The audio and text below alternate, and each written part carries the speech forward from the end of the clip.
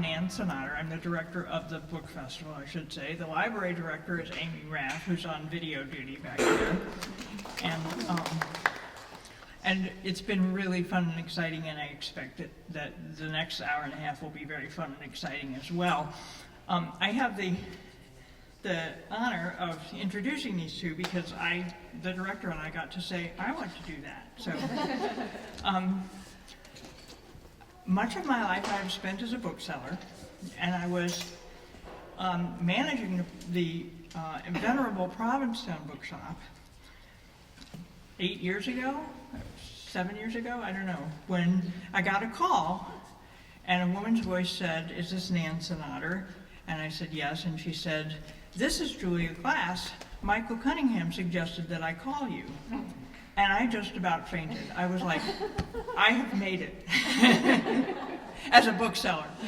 I'm like, this is the National Book Award winning Julia Glass calling me to ask me for a favor. I was stunned and amazed. And Julie was starting 20 Summers, which is this wonderful cultural program in Provincetown, if you don't already know about it, which combines literary and I don't know what, well, definitely book based, but current events and literary discussion, along with musical events, concerts, and the Hawthorne Barn, which is a whole other story, but a wonderful, wonderful historic place in Provincetown that has its own magic. And so that combination is spectacular, and Julia was just getting ready, or was just starting it then. She is the author of 6 previous books of fiction, including the National Book Award-winning 3 Junes, and she has also published short stories and essays in several anthologies, and her most recent novel, Vigil Harbor, was just published in May.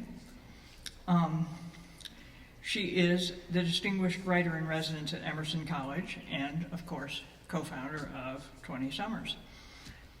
Meanwhile, I have been watching for really good historical fiction, and I saw a book called The Paris Bookseller on the shelf here in the library and said to myself, oh my God, Paris bookselling, I'm there. And better yet, it turned out to be a novel about Sylvia Beach and Shakespeare and Company. And I knew a little bit about, you know, the wonderful between the wars literary scene in Paris, and of course Sylvia Beach was like at the center of it all. So I grabbed that book and read it, and it was spectacularly good, and I thought, who is this Kerri Maher person? And it turns out that she is a nationally best-selling author of historical fiction. In addition to the Paris Bookseller, she wrote The Girl in the White Gloves and The Kennedy Debutante. She also published a memoir called This Is Not a Writing Manual, which she published under the name Kerri Majors. Oddly enough, that is her name. Her 4th historical novel, which is called All You Have to Do Is Call, will be published next summer. So we have more coming from her. And you guys get to hear both of them right now. Yes, thank you.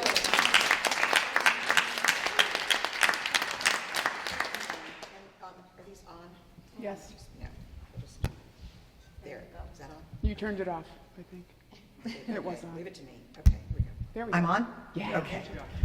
No, first of all, just kudos to Nan and Amy for creating this book festival, which I'm happy to have a little piece to be involved in. I get to be on the committee and help choose authors for it, and it's so much fun. But I know that from Nan's perspective, it is so much work.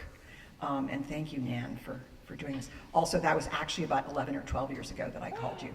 Yeah, doesn't time fly? I think we're about to have our 10th season at 20 Summers.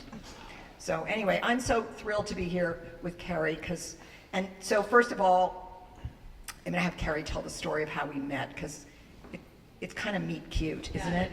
Is this on? When Yes, Kerri okay. met Julie, so. Yeah, so this is especially a good story for any aspiring writers out there. So, you know, there I am, this is probably close to 10 years, almost decade ago.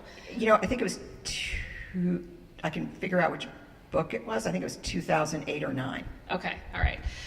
Anyway, so we happened to be at the National Book Awards together at the same time. I was there, I was running a literary journal that was receiving an award from the National Book Foundation, and Julie was there. You always get to go after you've had any contact. But Julie had also picked a writer for the 5 Under 35. And so we were at the Powerhouse Arena bookstore, I believe, and John Waters was doing the sort of the keynote address that evening for the 5 Under 35. And he told this great story about how, I don't remember even the name of his sort of like, his like hero writer. And he told this whole thing about how he managed to get this hero writer's garbage can. And that he said, if you really want to be a writer, what you need to do is get your hero writer's garbage can so you can wad up all your bad ideas and toss them into the same garbage can. And I had seen Julie over there. At the time in my mind, she was still Julia. And I was just, I was busy trying to be a writer. I didn't have any published work yet, and I just absolutely loved 3 Junes so much. And I read all of your subsequent books up until that point, and I thought, oh my God, all right, I have to go over and introduce myself. So I like screw up my courage and go over and stick out my hand and I say, hi, I'm Kerri Majors, and I really want your garbage can. And she was sort of taken aback. So we had some chit chat that night. We exchanged emails, and I think we sort of tried to get together, but nothing We came also of live it. only about 45 minutes or an hour away from each other here in Massachusetts. Yes. Although I live outside of Boston, she lives in Marblehead, which sometimes winds up seeming like very It's like far away. Brigadoon, Yeah. you don't know how to get there, and then you don't know how to get out again. Yes. So anyway, long story short, time passes. And then she's doing another event at my local library. Well, can I Yes, do go this ahead. thing that I Interject. always do? This is Yes. like with my husband. But I have to say that you actually did email me, and I began to think about, I had this little plastic IKEA lime green wastebasket beneath my work desk, and I actually began to get superstitious, because I think I told you, sure, I'd had a couple glasses of Prosecco and that thing. And then I thought, maybe that's not a good idea. Maybe if I give away my waste paper basket, I'll stop writing. So I wrote you and I said something like, I have to think about this. I really am not sure. And I know that seems weird, but I have to kind of think about it. And then I think you backed off. But so Yes. then. Yes, and so then we met again when she was doing a book event at my local library. I live in a town called Weston. And so I get in the signing line and I say, hi, Julie, I'm Kerri Majors. We met at the 5 Under 5 and I asked you for your waste paper basket. And she's like, oh yes, I remember you. Anyway, long story short, I said, please know you do not ever have to give me your waste paper basket, but I would really like to have lunch. And so we did have lunch, and she did give me the waste paper brought basket. I have IKEA it. waste basket. Yes. So, yeah, I actually had to remove wads of dog fur from it or something and rinse it off before I met you for lunch. But yes, so that's how we met. That is how we met. And fast forward to today, and here we are together on the same stage. I'm sort of nothing short of amazing to We're me. also now teaching colleagues at Emerson. So Also that's that, fun. yes, exactly. So all right. anyway, let's talk about our books. Yes, do we want to start by reading a little bit? Yeah, Okay. So I'll just say a couple of words about Vigil Harbor. So Vigil Harbor is a place, and it is more than loosely based on the town I live in, Marblehead, which, if you know Marblehead, is like I actually call Marblehead the frumpy older sister of Provincetown, because they share the same history. They were both founded as, hard scrabble cod fishing villages in the 17th century, and the architecture is very similar. But whereas this is now a town of tea dances and nightclubs, Marblehead is a town of yacht clubs. So they've grown in different directions. But in any case, I created this fictional town of Vigil Harbor very much based on Marblehead. And this novel is set 12 years in the future, which is pretty unusual for me because I'm not that kind of writer. But what this book imagines is a world that is not dystopian. Dystopia is kind of above my pay grade, but a very privileged seaside town at a time when a lot of the things that keep us up at night are more extreme than they are now, including the effect of climate change on the coast. But it is narrated by 8 different characters, and I'll talk more about that and the characters later, but I'm just going to read the 2 opening paragraphs. Let's say it's true that geography is destiny, place entwined with person. Would living on a peninsula, promontory, headland, bluff, make you peninsular by nature? Not someone who sticks out, but someone who likes backing up to a body of water, who finds a cul-de-sac comforting, not cornering. You'd miss out on casual, unpredictable commerce with travelers merely passing through, because your town would be a place of beginnings and endings, of retreat or stasis. And after a while, you'd likely notice a sameness to your neighbors. You'd all be a bunch of proud peninsulites, privileged, but also myopic. That's how some outsiders see the people of Vigil Harbor, a town that thrusts itself into the Atlantic Ocean, all but completely enclosed by restless water, deflecting the longshore current like a crooked foot aimed straight toward the rising sun. On a map, the harbor itself resembles a long blue parcel held snug beneath a muscular arm against the Massachusetts coastline. At the big toe, 2 of the town's oldest roads rise toward a park with a view raised high by granite cliffs. The shoreline here is rugged with rock, nothing like the bygone aprons of silken sand that once turned neighboring towns into summer playgrounds, much of that sand recently eroded by pummeling rains and swallowed by storms that no longer repay the ground they borrow.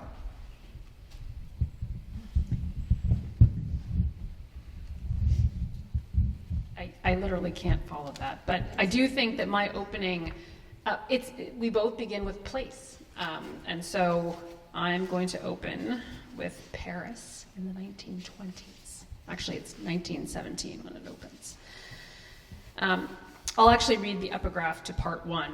Part 1 is 1917 to 1920, and it's a line by Adrienne Monnier, who is, we find out in the novel who she is. She owns the French language bookstore and lending library across the street from Shakespeare and Company.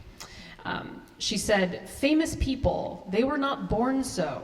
One always begins by being unknown." So, chapter 1. It was hard not to feel that Paris was the place.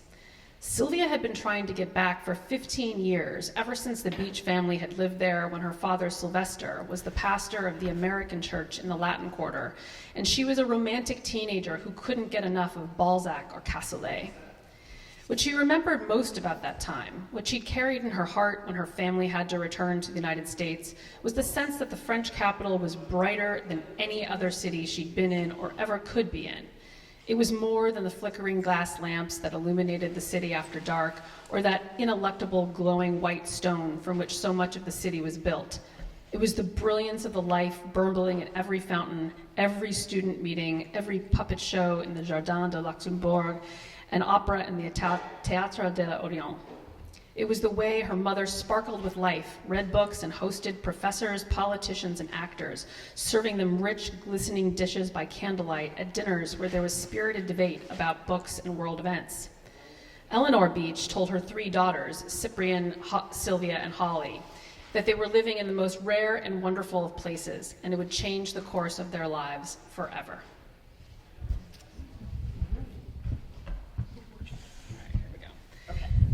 So I am going to open up my phone, and I promise it's only to consult my notes and questions. Sure.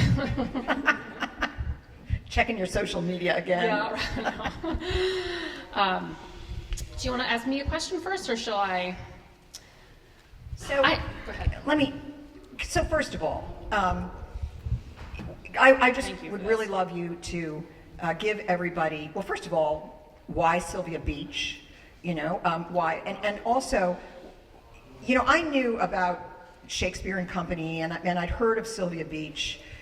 I didn't know her story at all, but one thing I did not know, and was kind of shocked I didn't know, is that she is her tie to James Joyce's Ulysses. And can you just sort of, I mean, talk about why it is what attracted you to writing a whole novel about her and about this moment in her life, but also the story of, can you also just give a thumbnail story of how you, because I did not know I knew that Ulysses had been banned, but how it came to be published only through the bravery of some women. I mean, the women, okay, the journal, I didn't know, so anyway. You take it. All right. That's a big question. Okay, so but I'll start with how I actually stumbled on her story as an undergraduate at Berkeley, where I was an English major, aspiring writer. You know, someday I want to be a writer, and I was obsessed with the writers of the 1920s. And you know those wonderful bargain book bins outside of college bookstores where you can buy books for, you know. So I think Melissa was talking about this earlier. You can buy books for 50 cents. So you know, I was rummaging around in one of those one Saturday, and I saw Sylvia's own memoir, which is called Shakespeare and Company, which is an incredibly tiny little book considering like the life she led. And I basically read the back and thought, Paris in the 20s sold. I brought it home and I read it. I was just completely entranced by her story.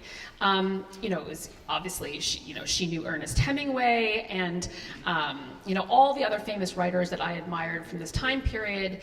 But, you know, I was 20 years old and I just kind of filed it away under good to know. And I think even really truly at the time, the way I understood her relationship with Joyce at that time was I thought, oh, she must have been madly in love with him to like do what she did for him. But I later learned, we're going to fast forward like 26 years, and I realized that I've written 2 other historical novels, and I'm thinking about what I want to write about next, and I very quickly home in on Sylvia, and I'm kind of amazed that no one has given her the fictional treatment before this. I feel very lucky, and I start researching her in earnest, and I discover that she was actually romantically involved with Adrienne Monnier, who ran La Maison des Amis de Livre, please excuse my French, which is the French language bookstore and lending library that's across the street from where she opened Shakespeare and Company in 1919. So, but also, in addition to opening Shakespeare and Company, she also published the very first edition of James Joyce's Ulysses in 1922, so we're in the centennial year right now, and she did that after the book was banned in this big obscenity trial in 1921. But what I also didn't really understand until I started really researching this book, and like I reread her memoir, and I read a number of books about Ulysses and the trials of Ulysses and about Sylvia's life, is that the book itself was not actually what was on trial in 1921.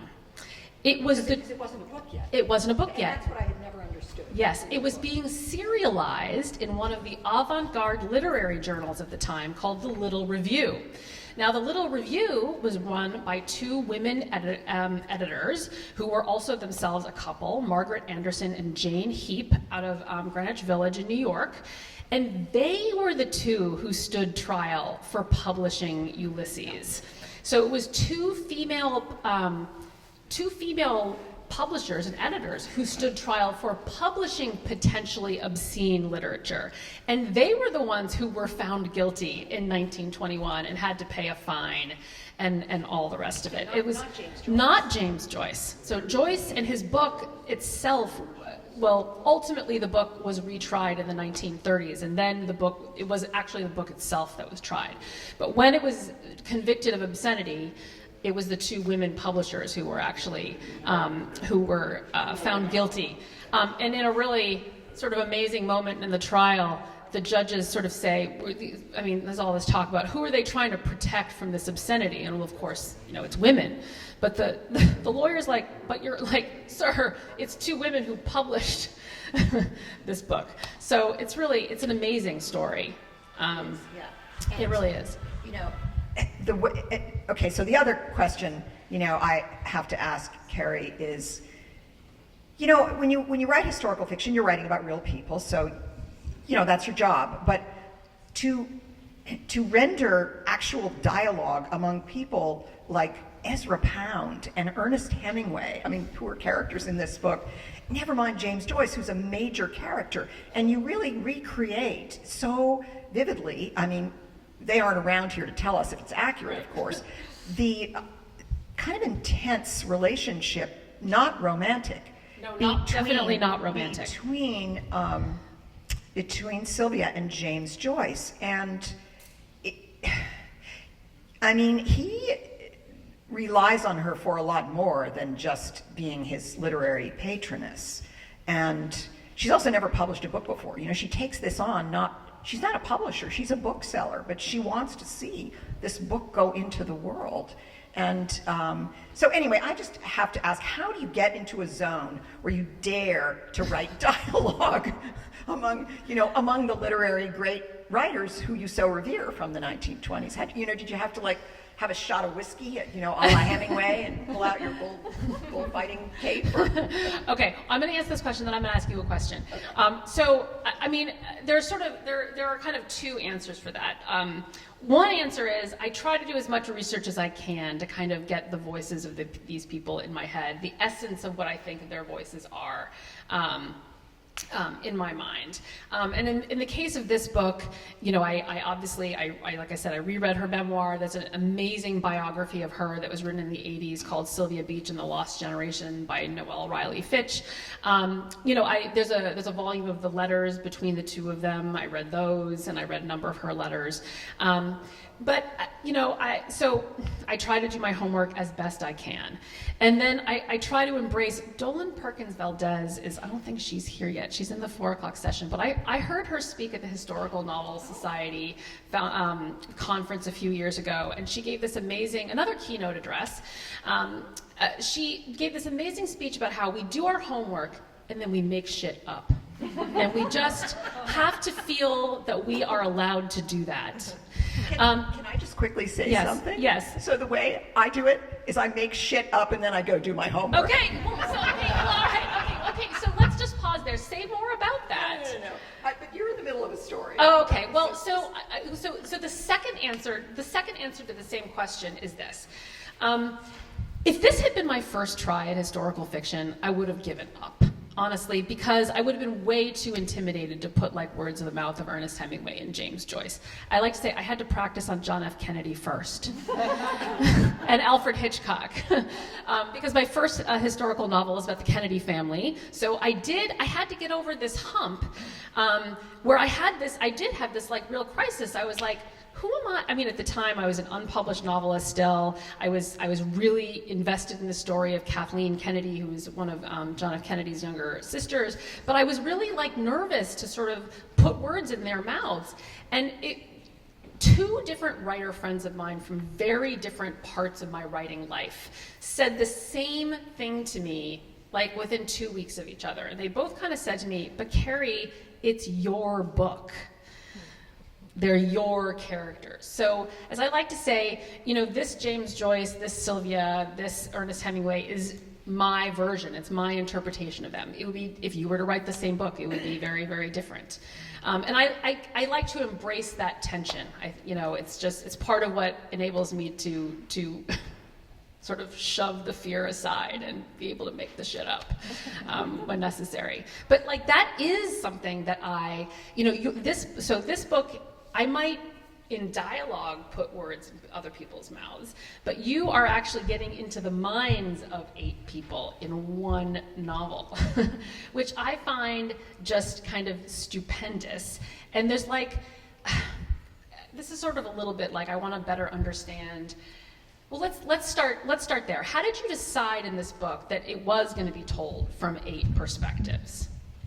Well, first of all, I've always longed to have the courage to write a book told from just one point of view. I don't think I could do it at gunpoint. I've heard you say that before. I just, my first book is from 3 points of view. I mean, sometimes 4, but this I've certainly, it's quite a lot. But I didn't make that decision initially. Every single one of my books begins with a single character in a in a crisis or a moment of opportunity, something is changing or will change. Something is foisted upon the character makes a decision, and that character just sort of drifts into my imagination. And sometimes I'm always very interested in writing about people's relationship with what they do for a living, their profession or their vocation. You know how they say that when you decide you want to be an actor, that it's very important that you not want to be anything else. Because if you don't have that level of ambition, you can't have a plan B. But my joke about fiction writers is that you can only become a fiction writer if you want to be a whole lot of other things. Because what are you doing in a book? But you're inhabiting people, with different jobs, relationships, anything. So about 10 years, maybe 8 or 9 years ago, this character who came to me, an architect. I thought, first of all, I really want to write about an architect. I live in a town with really interesting architecture, and a lot of architects live in Marblehead. I mean, they're, building contemporary houses, or they're restoring or wrecking the interiors of historical houses. And I just thought, let me write about an architect. And then I had this idea about writing about secrets. Are always a part of the way in which people keep secrets, the way in which secrets are outed, always a big part of my fiction. And I won't say where this idea came from, but I conceived of this architect who would live in a town like Marblehead and whose business was to build houses that were built to withstand the increasingly violent storms that we're facing in our times. And but in his younger life, he's in the prime of life, in his 50s, but he had been a young architect in New York, and he had a very passionate, intense relationship with a young woman who was, a siren of sorts, and who presented herself as being a creature from the deep, as gradually in the relationship. And he was so caught up in, sexually, psychologically, artistically, so completely besotted with her that he came very close to even marrying her. But their relationship came to a very tragic end, and it left him with this legacy of sort of shame. So he's gone on to live this other life. He's remarried. He's married a woman with a son his wife knows a little bit about that past relationship, and this young woman's name was Isa, and she is important in the backstory here. And so I wanted to write about someone coming from his past who comes to Vigil Harbor and outs this secret. And suddenly, because she's on a mission of sort of vengeance, yes. And her name is Petra. So that's how Petra came to be. But now, this is where I have to say, I don't know, people who know my fiction know that it's pretty straight ahead, plain vanilla realism, right? So what in the world was I thinking with this creature from the deep? And I thought to myself, well, is she really, or is it just that she's, a little unhinged? Which is it? And I started to get really cold feet. And something else happened to me. I don't know about you, but I'm a serial monogamist as a writer. Oh, I am too. One Yep. book at a time. Me too. Yep. And I am with those characters until publication do us part. And I come to the point where the book goes into the pipeline, and I have no idea where I'm going next, and I just think, well, that's it. That was the last novel I'm ever writing. I'm going to go back to school and become a vet tech, and do something else. But that's it. And then slowly the new character sort of rises, from the deep. And but what happened was I began to procrastinate and not work on this book because I just couldn't face Isa. I couldn't let it go. And I began to think of this other set of characters. Cheated No, on them. and I have to tell you, I'd be in the shower. I have this routine in the morning. I play badminton, indoor badminton. And then so often I play badminton in the morning. I come home, take a shower, and segue into writing. So I'm in the shower, and I'm after badminton, and I'm thinking about these other characters who were a British movie star, a woman who is the sort of the assistant to a world-famous children's book author, and a museum curator who's been spurned. Anyway, and then I'd say, okay, I'm just going to think about it in the shower, And then I'd go to the computer, but I created this secret file. And then I'd say, okay, so I'd go back and there I am with the architect and the maybe mermaid or Selkie or whatever she is. And then I just think, just gonna go over to this other file for a few minutes. An hour later, I'm like, so this was really frightening to me because it totally felt like infidelity. And so I called my agent, and I was under contract for the novel about the architect. Anyway, I just let go. I just let myself go. I'm like, bye-bye, architect, bye-bye, Selkie mermaid. And I threw myself in, and that was my last book, House Among the Trees. And then after that, I had to face, am I going back?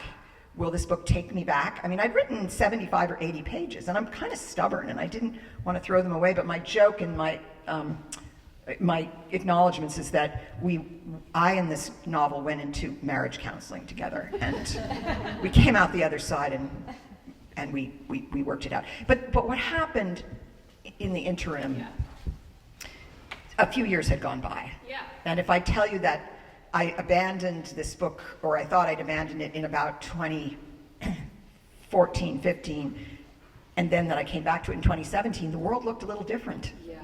So we kind of had a new president. And I was writing, I went back to this seaside town, this architect, and so there was this moment, and I had to do a little research to find out. So it was June 1st of 2017, and House Among the Trees was coming out, so this would be the time I would start thinking about a new book. So I was thinking about that book, and I was going to our garden center in Marblehead to buy a tree to plant in our yard, and I was listening to NPR, and there was going to be a big announcement from the White House. And everybody knew what our new president was going to say, but I just thought, no, there's no way he's going to say this thing. He's just not.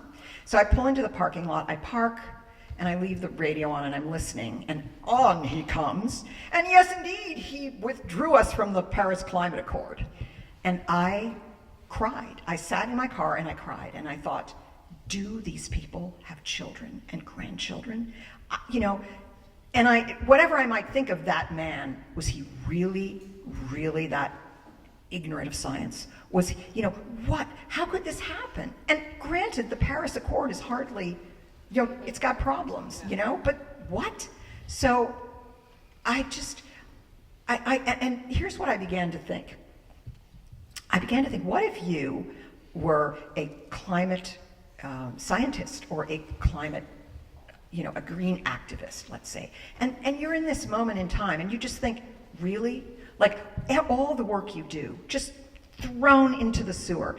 And I thought, what would happen if people who cared passionately about making the changes we need to make to address climate change, what if they resorted to violence and terrorism to have their message heard? What if they started to commit acts of, almost random violence, like, listen, this is how I'm going to get you to listen. And I thought that gave me an inkling. And by the way, 2017 was a year of extreme weather. I mean, now we're all extreme weather, but there were, I think, I used to have this number at my command. I think it's 12 or 13 named storms, I think 7 of which were hurricanes, 3 of which were Harvey, Irma, and Maria, which devastated the Gulf Coast and Puerto Rico. And so it felt like, how can I write about this? I didn't want to write a climate change novel, although some people have said that's what I've ended up doing. But I thought, what if I set this novel a little bit in the future? And it's, as I said, 12 years. I didn't decide on a specific number. I just started writing about, what if we were in a time when immigration policy has become even stricter, reproductive rights have been pushed back on? I mean, and this is me writing in 2017. The political divide is even more extreme in this country, the polarization. There's a new a split-off political party. And what if, indeed, there are acts of eco-terrorism taking place? And so that became the framework. And then characters began to proliferate from that. I had the architect, I had Isa, and I kept that. And I had the woman coming from New York, the stranger who comes to town. And then I also brought back a character. If you read my novel, The Widower's Tale, I really wanted to write about Celestino again, who was the undocumented Guatemalan landscaper, and he now has a pretty successful arborist business in Vigil Harbor, and he works with Austin, the architect. And then also I brought in this couple. Well, they aren't really a couple. They're two people named Margot and Mike. Mike is actually a marine biologist trying to save the salt marshes. Anyway, so this, I'll just say that one more and then I might let you talk. Mike and Margot belong to the yacht club, Vigil Harbor Yacht Club, and they endure mortifying scandal when their respective spouses leave them for each other and run off to a survivalist colony in Wisconsin. I love that. So, I love yeah. the survivalist So I colony. had fun with a little satire there, but Mike and Margot are thrown together, not romantically, but by this mutual humiliation that they have. So they became important characters. Okay, but like, are all of these characters coming to you in the shower? I was beyond the shower now, because this is like beyond the, this was like, we were married again, so no, nothing going on in the shower. No, just me thinking about them in the grocery store and when I'm walking the dogs and all those mundane things. Okay, well, so all right, so I'm going to tie that question though a little bit to my other question. So you have this novel, I think, in part because there are 8 voices happening, but I think that this is true of all of your novels. There's such like an abundance to them. There's a sort of incredible, voracious, intellectual eye looking at kind of everything. And there was some particular detail here that struck me, in part because it's about this artist named Richard Serra. I was telling her, my great aunt taught Richard Serra math in San Francisco decades and decades ago. So I sort of noted that, and like, so you have some characters talking about the artwork of Richard Serra, and it fits perfectly into the scene. But to me, it is sort of this emblematic moment of things that happen in your novels where you just have this like roving eye, and you manage to bring so many seemingly disparate details into harmony.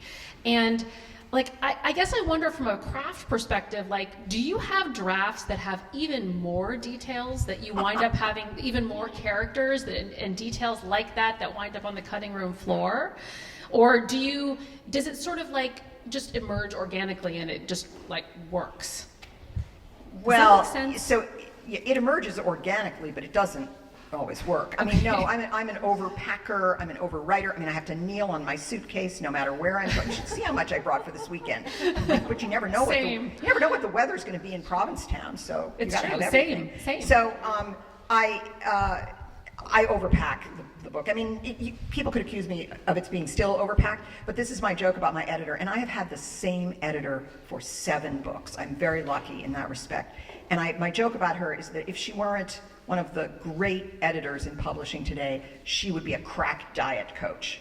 Because when I hand into her a manuscript that's like 600 pages long, and she's really nice, she'll say, oh, if you think this book is 600, I'm like, are you kidding me? This is not War and Peace. So let's get to work. And then she just talks we have conversations about the characters, and I end up knowing what has to go. But rarely do I lose whole characters. It's just that I'm like the flashback queen, and my editor has said to me, she said, Julie, you have this sense of obligation to your readers that you have to give them every single fact about every single character: when they lost their first tooth, what their first word was, when they learned to ride a bike.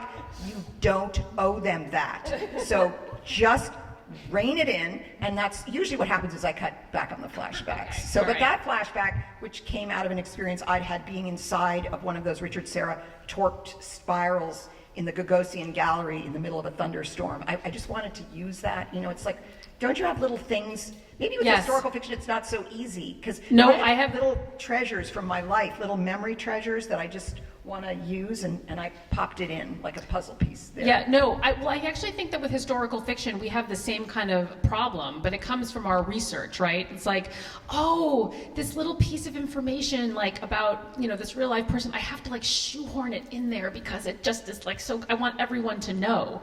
And sometimes it works and sometimes it doesn't. And sometimes it winds up on the cutting room floor. And in fact, speaking of characters, a very early draft of the Paris Bookseller actually it was going to be a dual narrator novel, and the other character was this sort of like scrappy young woman who lived in New York City who was going to be the eyes on the Ulysses trial in 1921. But I just couldn't make it work. And that would be an invented character. That was an entirely invented character, yes, but she was going to be romantically involved with John Quinn, who was the lawyer, who's a real person. Anyway, so it didn't work. I couldn't, that was one, I was trying to make something work that wasn't gonna work. And my original conception was that the novel was gonna only be set in 1921 and 22 and be about the trial. And once I kind of zoomed out and thought, this is really the story of Shakespeare and Company and Sylvia Beach and the store and her adventure with, Adrienne and all of these amazing American writers who expatriate during this time period, and publishing Ulysses and all the drama that ensues because of that. But I had to and then I had to lose that character in the service of in service of that single character narrative that I did wind up writing. So this is where I want to say something about your book and then ask you a question about it. One of the things I really loved about the Paris Bookseller, and this is not to say that the male characters weren't strong and interesting in themselves, but the best characters in this book are all women. And, I was thinking today about the book and I thought, man, you know that movie test, the Alison Bechdel test or the Bechdel test, where it's like you go to the movies, first, you'd better see women talking with each other for significant periods of time. And two, they better not be talking about men. And you know how many movies pass that test? Not a whole lot. So not only do we have all these women, this incredible constellation of female characters, but they're not always, unless they're talking about James Joyce, who takes up a lot of oxygen. They're not, they're really enterprising. And so you've got Sylvia, you've got Adrienne, who becomes her partner, her soulmate and her romantic partner. You've got her sister Cyprian, who's a really interesting character. Her mother, Sylvia Beach's mother she's a wonderful, loving mother, but boy, she's got such psychological, there's a lot of pain in her, and what ultimately happens just broke my heart. I wasn't seeing that coming, but the mother is also kind of a patroness of the patroness, and then there's the friend you invented, who's the I can't remember her name, but she's married to the guy who's the shell-shocked World War I veteran. Yes. So Julie and Michelle, they're entirely fictional. Right, I know, they're fictional. Yeah. I was just thinking there was somebody else. But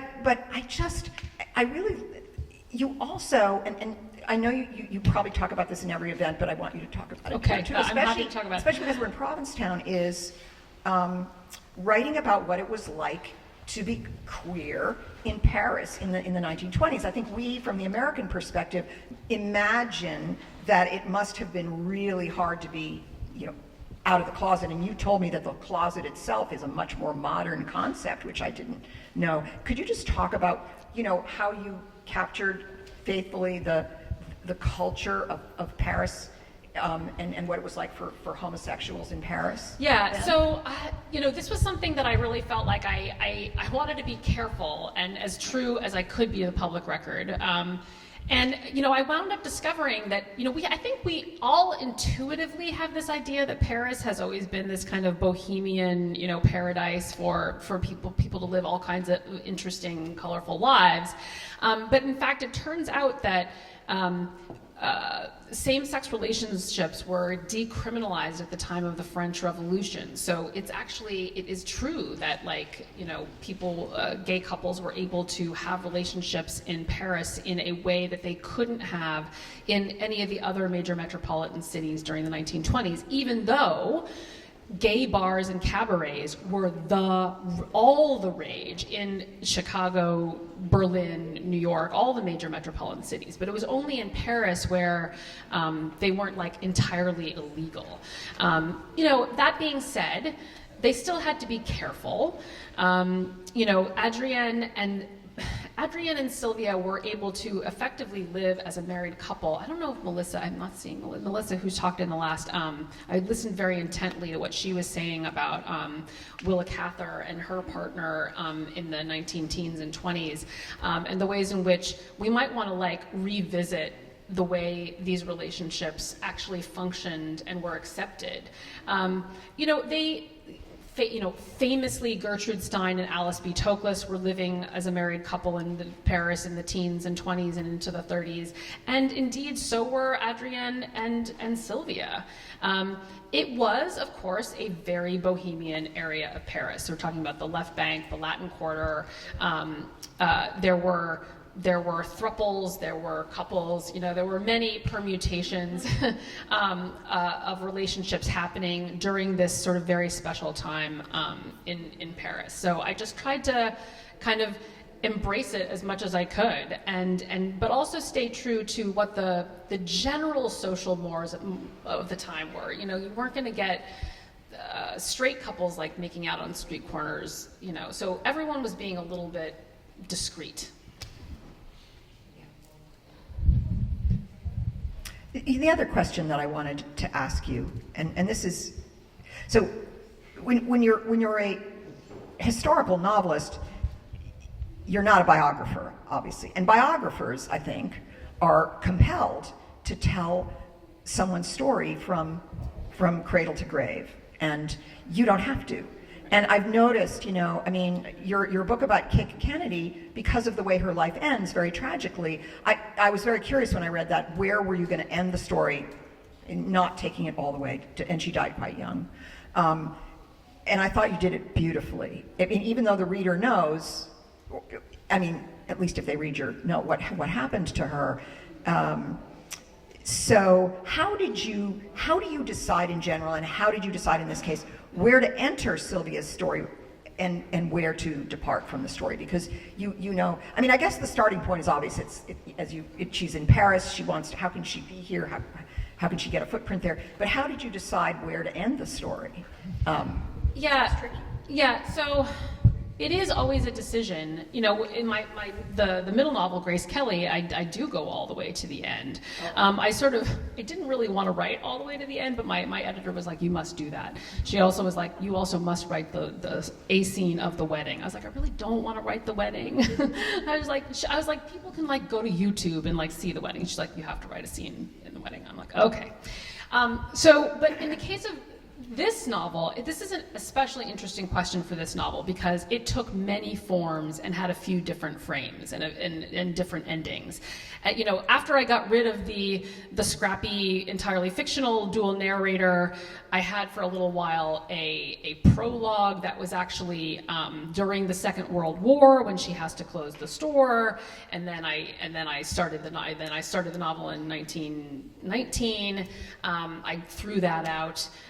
And then the next sort of major revision of this book started where it starts now, but went all the way through the end of the war, and it ends with this.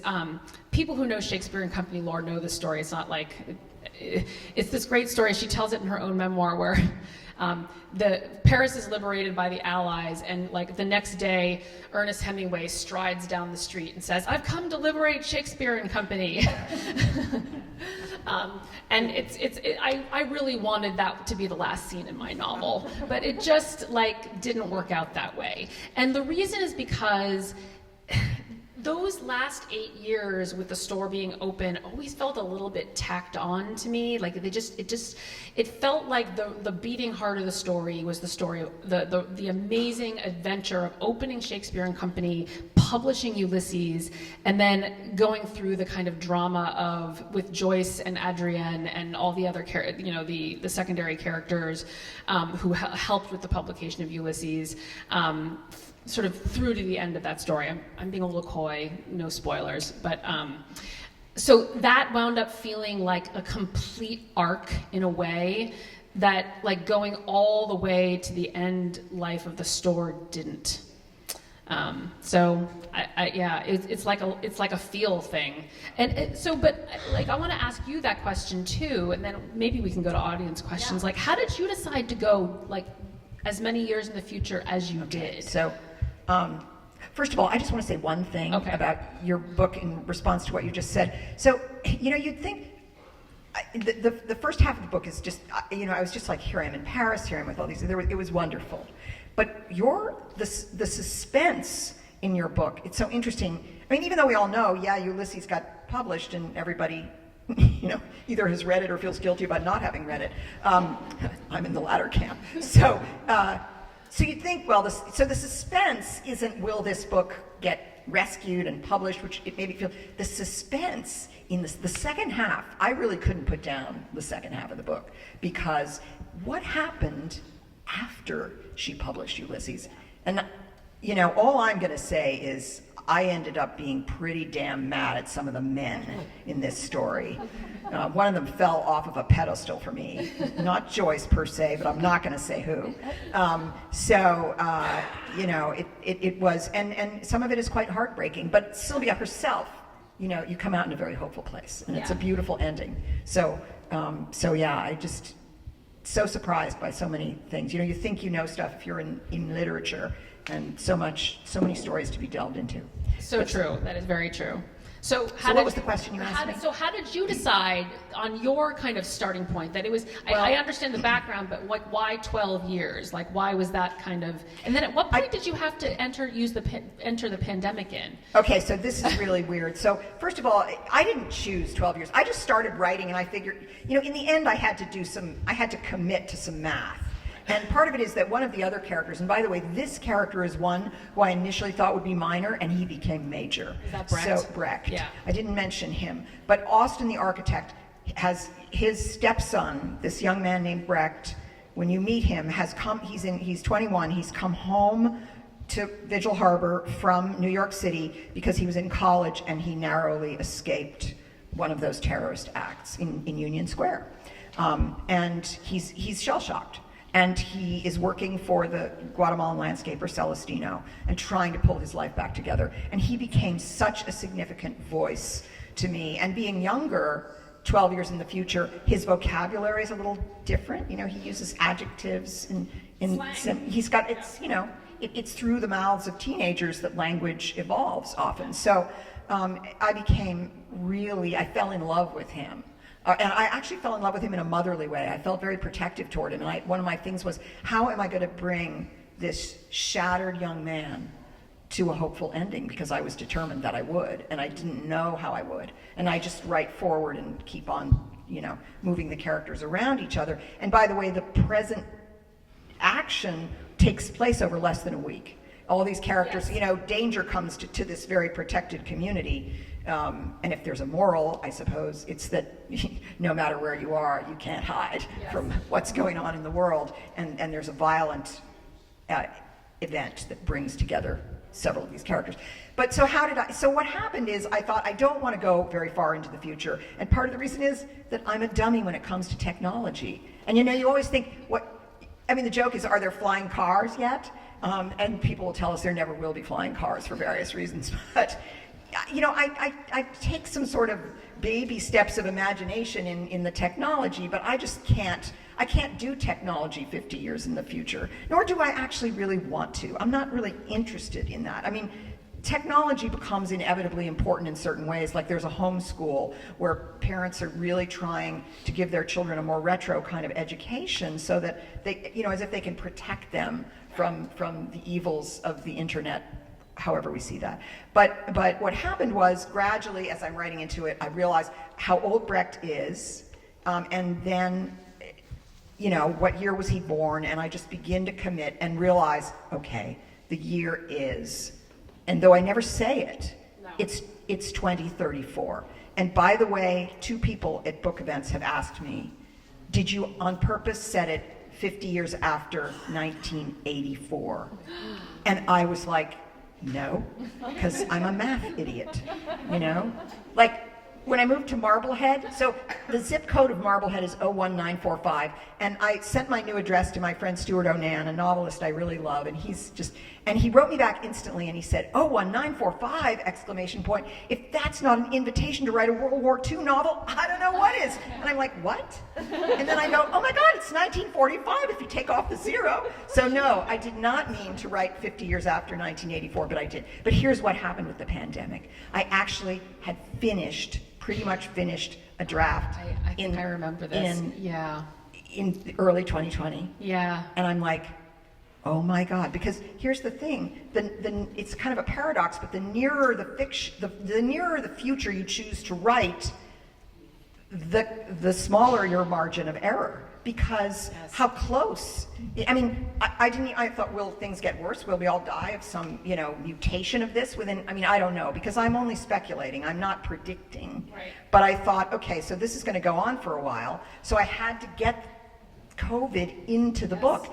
And so what happened was, at first I thought this book is dead, but then I thought, well, I'm writing, in every case with these characters, I'm telling you all about their past, not when they lost their first teeth, but a lot of things about their past ordeals, their suffering, their losses, and I thought, well, that would include COVID. So how did each character's life, where were they when in 2020, 2021, and for Brecht, so this is the thing, I had already figured out that Brecht's father, he's a single child, that he and his mother lived in New York City, and his father died when he was 8 years old of an asthma attack. And so I thought, well, okay, so his father died in early COVID, and he died of COVID. And then I realized that what that meant is that Brecht and his mother would have been sequestered together in mourning through COVID. She would have been homeschooling him, working remotely in New York City, a place I'm really glad. As much as I miss New York because I lived there for a long time, I sure didn't miss it during COVID. And so it really changed his relationship with his mother. So when I went through, then suddenly, it's as if COVID kind of gave a scaffolding to my book, and also the fact that living through COVID felt like this surreal, futuristic nightmare to all of us. In a way, it suddenly didn't seem so strange to be speculating about things like eco-terrorism. No, when we were yes, all, I think that's right. Locked up in our houses and Yes. wearing masks everywhere. We were living in a science fiction, futuristic novel. Yeah. So We were both writing. So I kind of embraced it. Yeah, that's good. That's really cool. Right, That's cool. let's open it up to audience questions. Anybody? Yes. Who are your literary influences? Do you have answers at the ready for that? Julie. Oh. Yeah. This is such a hard question for me. So there are actually very few authors who I've read like most or all of their books, and actually Julie is one of them. I was a big A.S. Byatt reader in college. I really loved A.S. Byatt, and I think now I'm reading a little bit more rovingly. I'm trying to read as much as I can in as many authors as I can. Of course, I love F. Scott Fitzgerald. He's one of the draws to the 1920s for me. I'll leave it there. So, I always talk about influence versus inspiration. Like, there are so many countless writers who inspire me and who I wish I were influenced by, like, what writer doesn't want to be Alice Munro? Right. What writer doesn't want to be, Andre Dubusse, the older, the younger is fabulous too. But those were really, when I was cutting my teeth in writing fiction, they were the ones I'm like, please, can I be this? Can I, but here's the thing, I was actually a painter through my 20s. I didn't start writing fiction until my early 30s, although I was on the literary magazine in high school with Ruth Ozeki, who's tonight's speaker. So I did love literature and writing, but I stepped away from it for over a decade to be a painter. So, and in those years, I read so much fiction, more than I'll ever read again. And I didn't read those writers as an aspiring fiction writer, but one writer, when I look back, I was so in love with her, and she was Iris Murdoch. And I read, like, Iris Murdoch, who wrote, 35 novels or something in her Yeah. lifetime. I just read through her like an addict. I loved her stories. And then, years later, actually an editorial assistant said to me about 3 Junes, I hope you're not going to be insulted by this, but this book really reminds me of The Sea by love Iris The Sea, Murdoch, The which Sea. she won the Booker for. And I was like, and I got my cracked, yellowing penguin, orange spine book out, and I read it again, and I'm like, oh my God. And in a good way, I felt like somehow Iris Murdoch must have entered my... By And by the osmosis. way, she's an overpacker, like she's the queen overpacker. And she pushes coincidences. Her plot twists are like, you can't do that. But, she does. So, yes, so I think in a weird way, I think I have Iris Murdoch somewhere inside me to thank for some of what I do in my books. I'll give one more quick answer, which is I think that the first novel that really showed me that the possibilities of historical fiction was Ken Follett's Pillars of the Earth, which, a doorstop of a book that I read like in one summer in high school. I think it took me all summer because I'm a really slow reader. But it showed me that I could learn something while reading, getting totally swept up in this amazing story. And again, I'm young, filed it away under good to know, but it's amazing how these moments in our kind of development as writers have been happening. It was happening when you were a painter. I want to know, I always forget this about you, that what do you think is the influence of painting? You have artist characters in this book. I do, and one other thing I was going to say, I was going to add on to mine too, is that if you ask me, that question authors say, what book changed your life? Which is usually would be a question that would make people kind of roll their eyes, but I can say what it was, and it was Daniel Deronda by George Eliot, which, by the way, not her greatest novel. Middlemarch is a masterpiece, but it was Daniel Deronda, which I was reading in my late 20s, and when I got to the end of that book, I understood something that I had not understood until that moment, and that's that for me, the most moving work of art will always be a great work of fiction. I love going to museums and seeing paintings. I love listening to music. But inside of me, the kind of art that just moves my soul is fiction. And I thought, why am I not doing this? I'm reading like crazy. I was making my living as a copy editor and a proofreader. Like, why am I not writing stories? So that's what turned me over. But here's what happened. Here I am in my early 30s, and most of my friends are barreling ahead in their successful careers. I'm a copy editor and painting at night, and I thought, no, I can't do this. I can't start again. But again, as I said earlier, I'm very stubborn, and I just did it. It took 7 years to publish a short story, and then 3 Junes, my first novel, was published when I was 46. But so for a little while in my 30s, I really felt like, what did I do? I wasted decade of my life on the wrong art. I was mad at myself.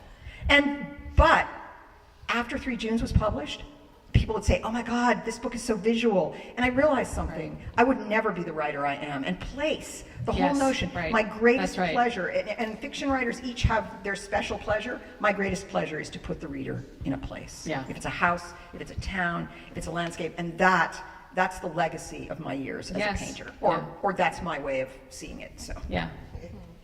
thank you. Yes. Fiction is often set in a time and a place, and with some characters that may actually exist. Historical fiction, I'm just wondering where the line is, because historical fiction is, you add people and real events and chronology, and how much can you embellish historical fiction before it becomes fiction? How much do you have to hew to the actual timeline and the events and the relationships? I'm often disappointed when I read historical fiction, and then they say at the end, well, by the way, he didn't die. It's like, Oh. or he wasn't killed. And it's like, it was so much better. Yeah, so every historical novelist's answer to this will be different, and I think I disappointed Julie. She wrote me about a particular moment at the end of the book, and she was like, she wanted to know more about it. I'm like, I'm sorry, but I made that up. In my first novel about Kate Kennedy, there's this character. There's always a character or two characters that are entirely fictional that I can feel like I can put any words in their mouth that I want, and no one will come after me. And there's this one priest character in the Kennedy debutante, and everyone is always horrified when they get to the author's note and discover that he wasn't real. I was horrified. Yeah. He's an amazing character. So I don't know what that says about me as a biographical fiction writer, like that my made-up characters are the ones that everyone gets so attached to. But, so my answer to your question is that I feel pretty confident now, making up. I don't fudge major events. I wouldn't fudge someone's death like that. But let me give you an example. And this is something I do account for in my author's note. I have Hemingway come to Paris like 6 to 9 months earlier than he actually did. I know. But true Hemingway aficionados would read that part and be like, he wasn't in Paris at this time. Do you get that at your events? Do you get the nitpickers? Well, no, because I did. No, but it was sometimes. And some writers get it more than others. There was one actual, legit, terrible error in the hardback that has been fixed for the paperback. And it made it through the copy editing, fact checking, everything. I have them go to the D'Orsay to see Olympia. The D'Orsay didn't open until the 1980s. So I'm confessing to you all. Even the German translator who catches everything. She did my Grace Kelly novel. Something else that all the translators, apparently they're better on sartorial details in Europe. So a couple of the translators came back to me and said, so there's, in the first love scene I mentioned zippers. They were like, zippers were not invented until 1922. And I'm like, really? I wouldn't have even thought to look that up. Yeah, Velcro. They had Velcro back then. I changed them to snaps. But or maybe laces, I don't know. I guess I tell these funny stories, there's no way to get everything right. I do my absolute best to get things right. This book in particular, because there was just such an extraordinary amount of research I could have done. I could have researched this book till the day I died, never written a word. So I had to make real choices about what I was going to read and not read. And I use the fact that ultimately the book belonged to Sylvia as kind of my North Star. So I try to keep the major events and major dates, births and deaths right.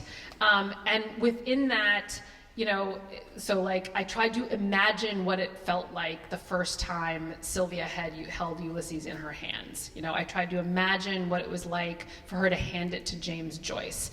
Those are the places where, even though she wrote about some of those moments herself, she didn't write about them in great emotional detail, so I felt at liberty to go there myself. I hope that answers the question. Yes, thank you. I want to ask about one tiny detail. Okay. I actually wanted to read it, but we don't have time for that. In your book, there's this, it's a beautifully playful moment between Sylvia and James when they're standing on the street and they play this game. Yes. Where she looks out and she says, oh, today I saw a Molly. And it's like, oh, I see a Leopold. First of all, is that true? That is true. Oh, tell them, because it's such a lovely, Yes. it's a lovely moment. So this is one of those things that I discovered in my research that I was like, oh, this is going to happen in the book. It is absolutely going to happen in the book. So she tells this story about how she and Joyce would stand on the stoop of Shakespeare and Company or go to a cafe and play spot the characters in Ulysses. Oh, there's a Molly Bloom. Oh, there's a Leopold. There's a Stephen. And I had to imagine what that would have been like. And then I had them do it. But that inspired me to create another playful moment between them, which is the artists and the jockeys, where they're keeping track of good and bad reviews. Yes. So the book was actually in the Sporting Times, so that was true. But the game I have them play sort of riffing off of its placement in the Sporting Times is fictional. So, but that's another good example, of a fictional motif in the novel that was born from factual information. They were very playful together. They also played tons of multilingual word games together, which I was absolutely not up to the task of trying to reinvent on the page, because I am not multilingual, but they were. Yeah. Their relationship is absolutely fascinating. It was. Yeah. Is this a pause when we should wrap it up? Or do we Any have other questions? Any One more question? Anybody? Any burning desires to ask a question? Okay. Thank you, everybody. Thank you. Thank you. And by the way, I just want to say one more thing. Nan, you're definitely one of the heroes here, but so's Jeff Peters from East End Bookshop, and he's in there with books. I love his store here in Provincetown. I hope those of you who are lucky enough to live here get to hang out there a lot. But go buy some books, if not ours, somebody else's, and we'll sign them if you buy ours. Julie and Kerri will be signing books, and you can get them right down there in the conference room. So by all means, go down there and get them. Thank you.